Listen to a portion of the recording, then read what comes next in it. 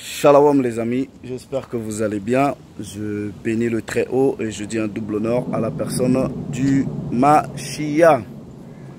Voilà, j'ai eu du mal à trouver un titre pour ce partage.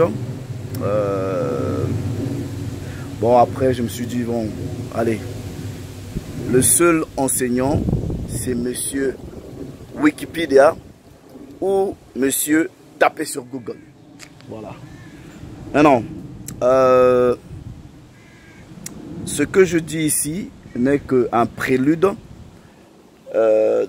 d'une autre vidéo que je ferai, dans laquelle j'apporterai quelques informations à la lumière des Écritures et de l'histoire pour l'édification des frères et sœurs. Maintenant, écoutez-moi très bien les frères. J'ai toujours dit, c'est que dans cette démarche que nous avons entreprise, si l'approche sérieuse, scientifique fait défaut, c'est toute la crédibilité de la démarche qui va en pâtir. Alright? Maintenant, imaginons ceci. Vous êtes un élève, premier jour de classe, je ne sais pas si c'est un cours d'histoire, cours de biologie, cours de chimie, cours de physique, marketing, sciences politiques. Prenons un exemple, voilà, cours de biologie. Le prof il rentre, il dit, bon voilà, salut les élèves, aujourd'hui nous allons apprendre les micro-organismes. Et le prof dit, il pose la question, en fait, c'est quoi les micro-organismes? Après lui-même, il dit, en fait, tapez sur Google pour voir la définition des micro-organismes. Mais le prof, il oublie que premièrement, Google est un moteur de recherche, une plateforme où des informations sont mises à ligne, les bonnes comme les mauvaises. Ensuite, ce même professeur, qui est d'ailleurs le seul, il donne, comment on appelle, les handouts, je ne sais pas comment on dit ça en français, les handouts, vous voyez les papiers que les profs donnent, où il y a soit le programme du cours, soit ce que vous allez étudier pendant la journée. Et il vous donne les handouts. En fait, le handout qu'il vous donne, c'est le cours sur les micro-organismes que lui-même, le prof, n'a fait que copier et il a fait des photocopies sur Wikipédia. Maintenant, je ne sais pas, ok? J'ai fait une partie de mes études en France. La seconde partie de mes études universitaires, je l'ai faite ici. Je ne sais pas, vous me direz, peut-être je me trompe. Je ne sais pas si dans d'autres pays où j'ai pas étudié, mais ici en Angleterre, Wikipédia n'est pas une source d'information académiquement acceptée ni recommandée. Donc, perso, moi, Allegra, je viens dans un cours et le prof me dit, tape sur internet, ou il me donne un cours sur la base de ce qu'il a pris sur Wikipédia. C'est quelqu'un qui doit être reporté au niveau du recteur et peut-être au niveau des institutions qui, en tout cas, sont accréditées à leur donner les certificats pour enseigner. Non.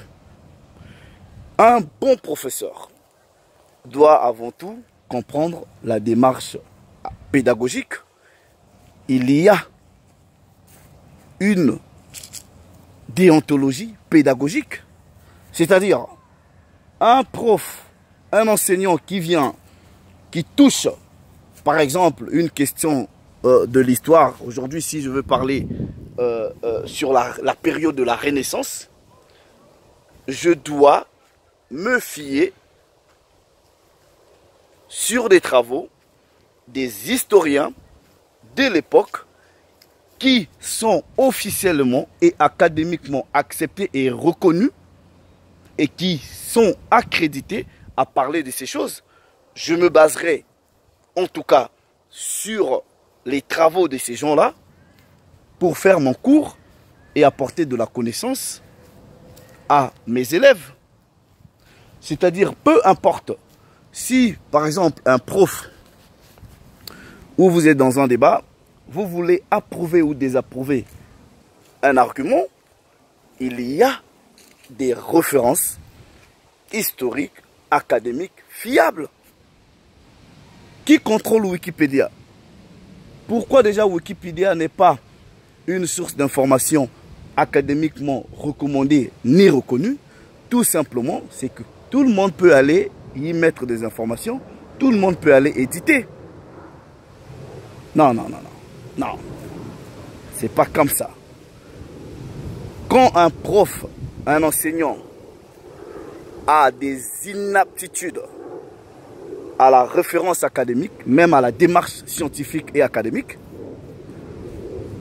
faudra pas, il faut peut-être lui retirer, ok, son accréditation à enseigner. Je sais pas. C'est pas comme ça qu'on fait les choses. Alright? Mais non. Si par exemple, aujourd'hui je viens, je vous dirais, on va parler de Paul de Tarse. Biographie de Paul de Tarse. Mon prof me dit, ben voilà, tapez sur internet, biographie de Paul de Tarse. Mais quelles sont les informations que je trouverai là-bas qui sont justes, qui sont fiables? Non.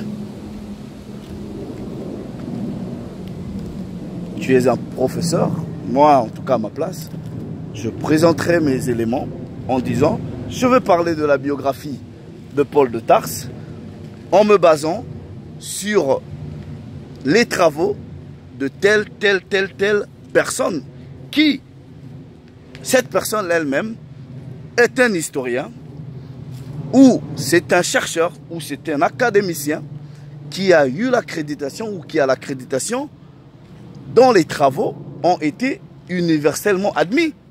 C'est ça qu'on appelle avoir la démarche scientifique et être un pédagogue. Si vous n'avez pas ces critères-là, en tout cas, les élèves comme nous, là, vous aurez du mal.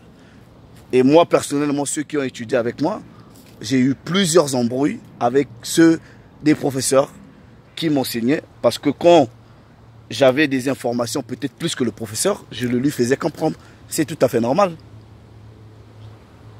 Donc, il ne faudra pas que les inaptitudes académiques, scientifiques, pédagogiques de plusieurs personnes puissent ternir l'image de ce que plusieurs personnes font.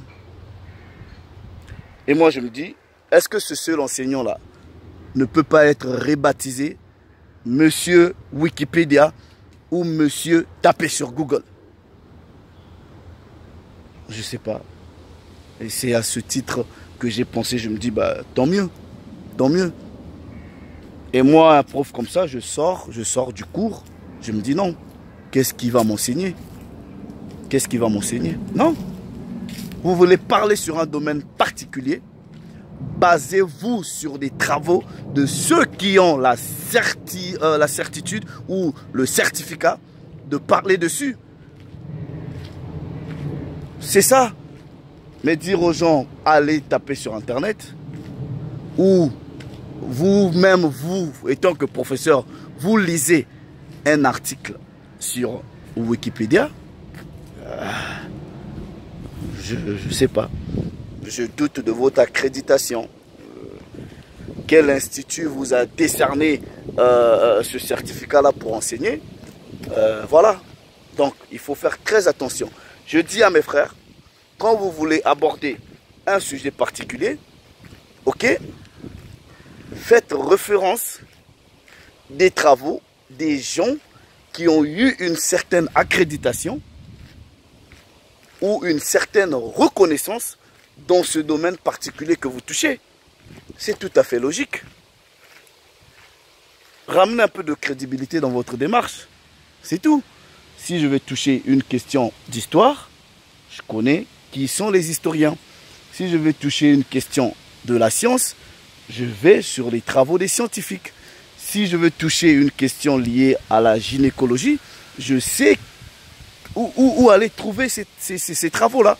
On peut toujours faire des références, des informations qu'on peut trouver sur Internet, mais il faudra que ces informations-là soient officiellement reconnues par des institutions académiques, universitaires. On ne va pas prendre tout sur Internet et penser prouver son élément. Non.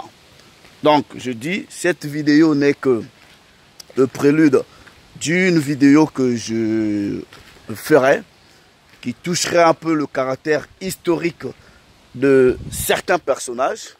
On essaiera au meilleur de l'habilité de prouver l'élément. Voilà. Donc, moi, c'est ça ma démarche. Ok. J'aime bien que les gens soient méticuleux. Ok. Et qu'ils aient une démarche académique, scientifique. C'est tout. Voilà. Shalom les frères, que le Très-Haut vous bénisse.